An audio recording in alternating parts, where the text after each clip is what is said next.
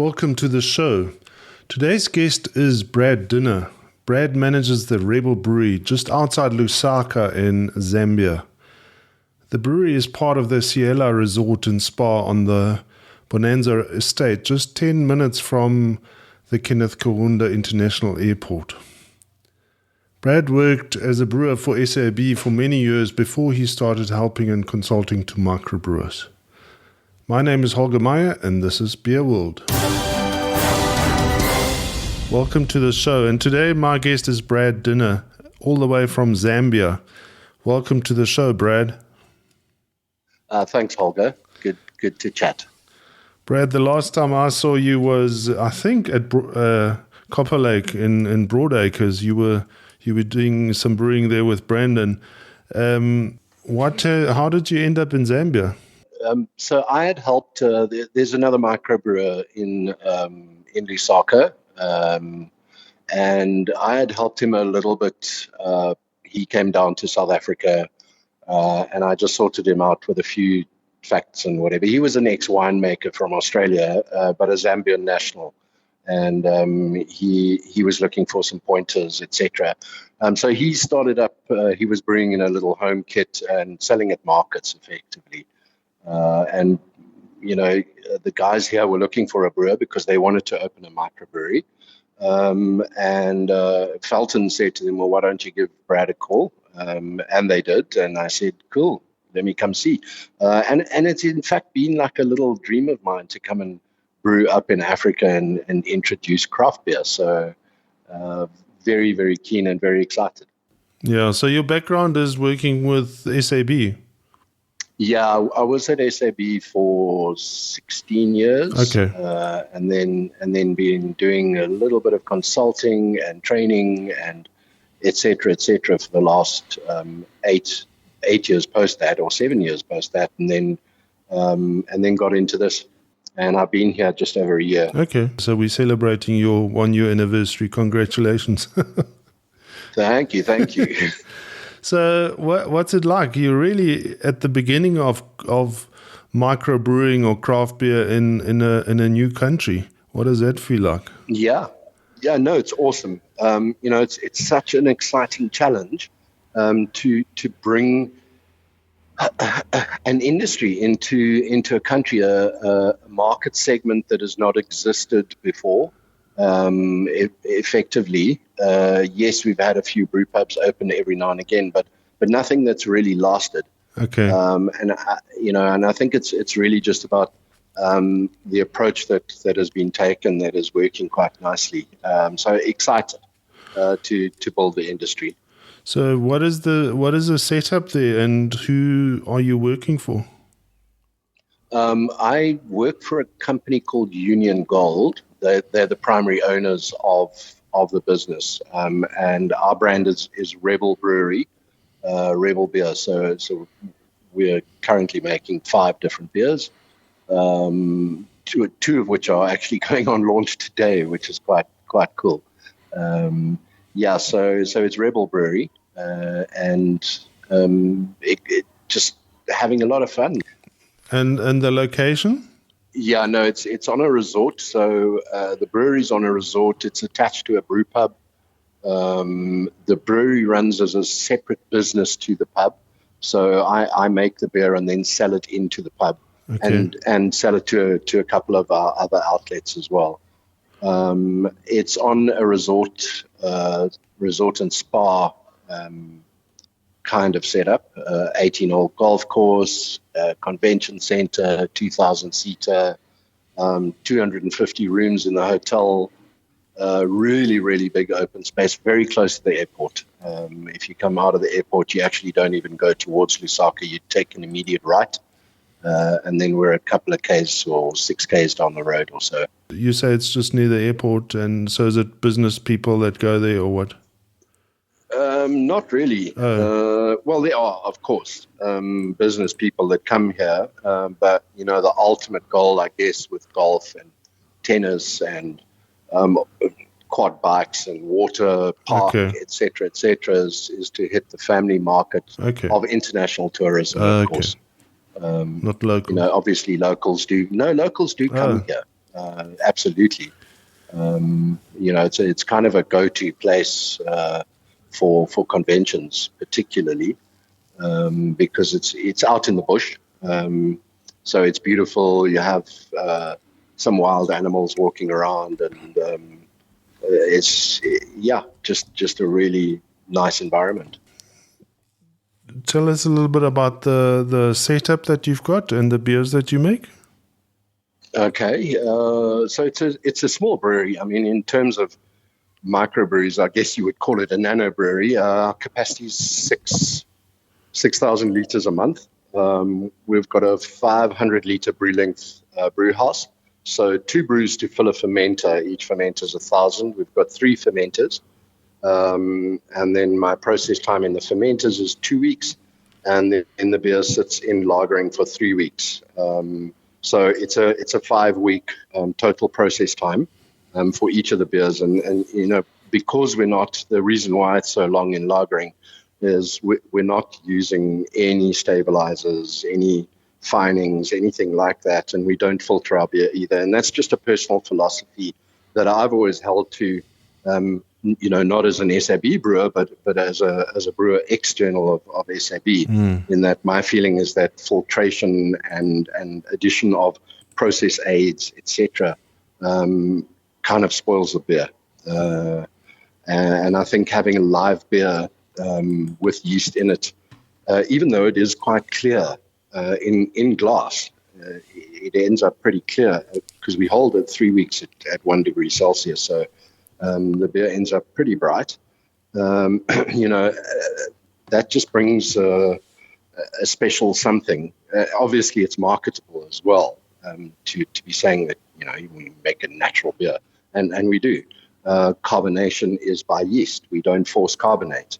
All of those, for me, make the beer very, very drinkable. And that's the feedback I'm getting a lot from the customers as well, is that they actually complain that I've spoiled every other beer for them because they can't drink anything else other than ours, because they go down really easy. I've gone for sort of traditional European lager style flavors, if you want to put it that way.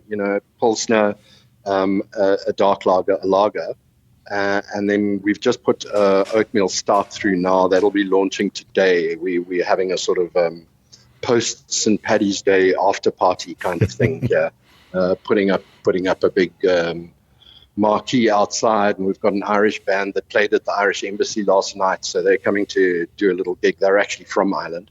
They're coming to do a little gig here this evening. And then I've made what we're calling Zappa. It's a 6% American Pale Ale, very, very nice aromatics. So it's a nice chunky beer, not too heavy, but suitable for this climate, and really nice rich malt to balance all the hops, and enough bitterness as well.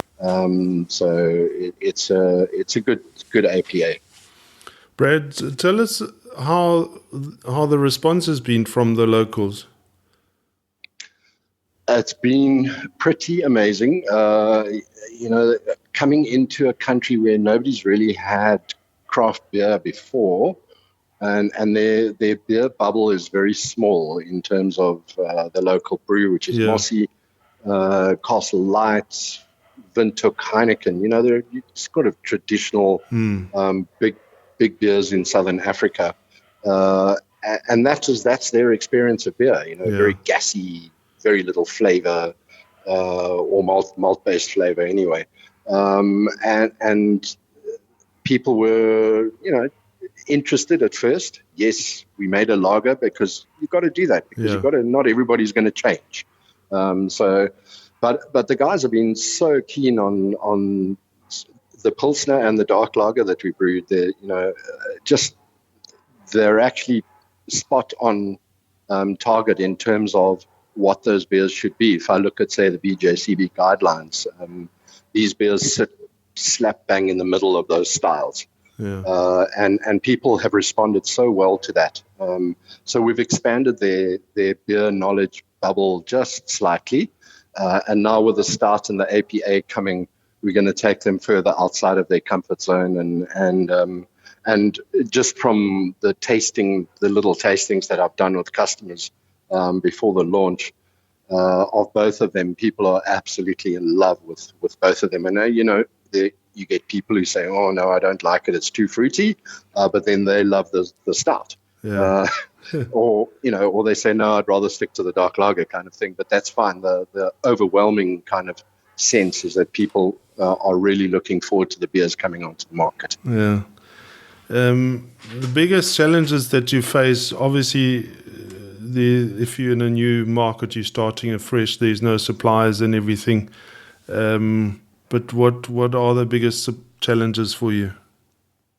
Well, it's exactly that, Holger. As you said, it's a new market, so it's getting people to try it. And whilst at the moment we're operating inside our own comfort zone, if you want to put it that way, so within our own brew pub and our own facility, really. So the golf club pub has our beer, and at the brew pub we've got and then one hotel in Lusaka Central, which also belongs to the group.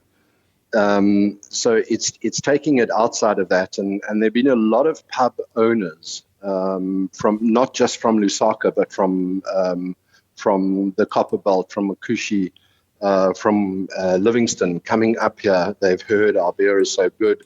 Please, can we put it in their pub? And then that takes me to like the second challenge is getting stuff in here is really, really expensive. Yeah. So anything imported from a non-SADC country gets slashed with a 40% import duty. So you can imagine what that does to my malt that I use, which comes via Cape Town, but it's ex-UK. Okay. So I'm paying for the malt, the transport of the malt, plus the import levy, and then on top of that, once you've put all your materials together and you've made your beer, then there's your excise, which is 40% of cost of production. Wow. So it's another 40% on top. So to bring beer and really good beer, which we do have, into a market at a reasonable price is quite challenging. So I've had to down my margins a bit, and the beers are not cheap. It's 75 kwacha, which is about 68 rand or so for a pint, which, in anybody's book, or certainly in South Africa, is not a cheap craft beer, but people think that they're getting value, and that's a good thing. Challenges accepted and overcome. And what does a regular pint of a local brew cost? So a Mossie, depending on which bar you go to, but generally at a sort of decent pub would be about 45 kwacha. Okay. Which is probably about 40 rand. Yeah.